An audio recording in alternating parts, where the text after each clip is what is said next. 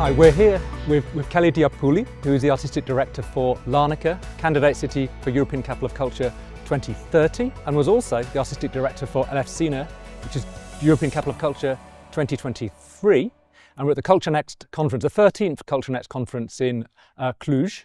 And we're in the middle of loads of conversations about the future of European Capital of Culture, about like learning points, around where everybody is at. And I'm just really interested in you as a professional who's worked in these two different cities. You know, what do you see as the kind of value and the impact of being part of this Culture Next community? Well, actually, Culture Next, the idea of Culture Next started in the period that we were bidding for Elefsina. We were at the same year with Romania, originally 2022, then it became 2023 due to the COVID. And at that time, candidate cities were really lost. There was nobody to guide you. There was not a way you could find the other candidate cities. And you know, it's during the candidacy phase that the cities need most of the support. They need to understand what is the context of the European Capital of Culture. They need to get in contact with cities that have done it before, and there was not a place for that. There was not a mechanism to meet, let's say, with the cities that lost. The cities that lost were lost, generally speaking.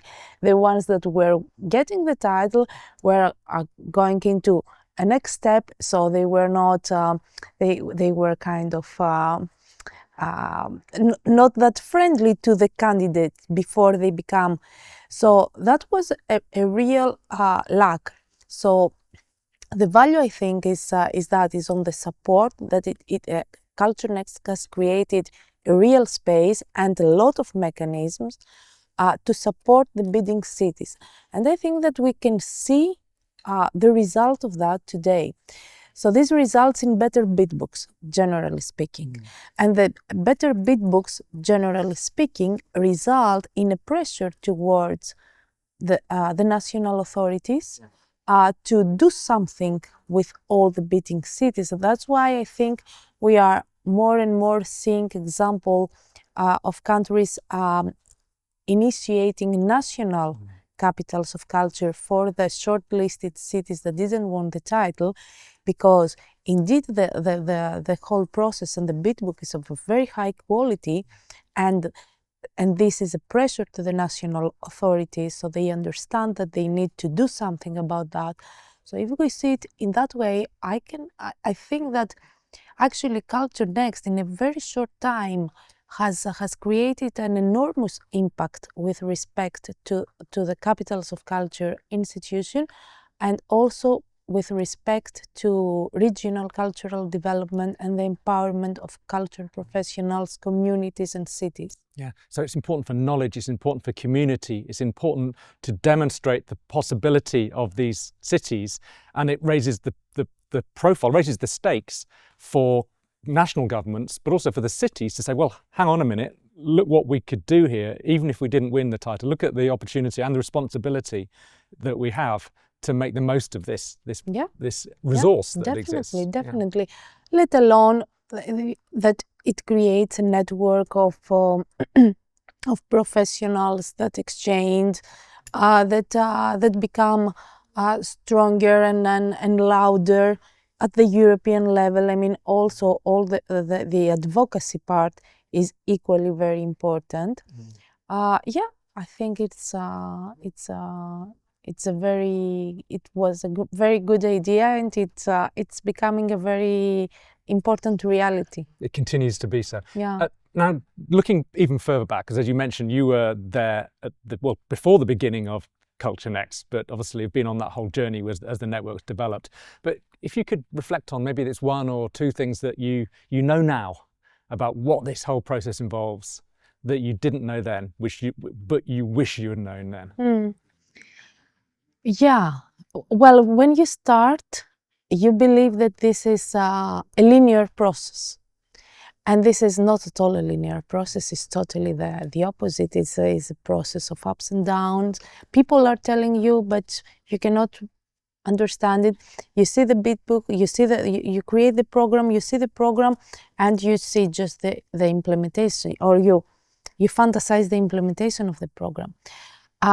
In fact, what is happening is that this is a very complex process. So you need to be very patient, I would say. You need to be very tolerant, ready to compromise on many levels. So yeah, that's for sure, and to understand that the impacts, the results might be very different from what you are planning on the bit book and what you are expecting. Yeah, it's an interesting consideration, isn't it, that you have to be ready for the unexpected. And obviously by design that means, or the lack of design, that means you don't know what's going to happen. But building in that kind of capacity and flexibility to be able to navigate through the surprises, good and bad, seems to be a real necessary skill set in this process. Definitely. And you know, we as culture professionals, we are not particularly skilled on that, or it's not something that we learn somewhere. We learn about thinking, about international production, but we don't really learn how to deal with politicians, how to deal with different communities. So indeed, it is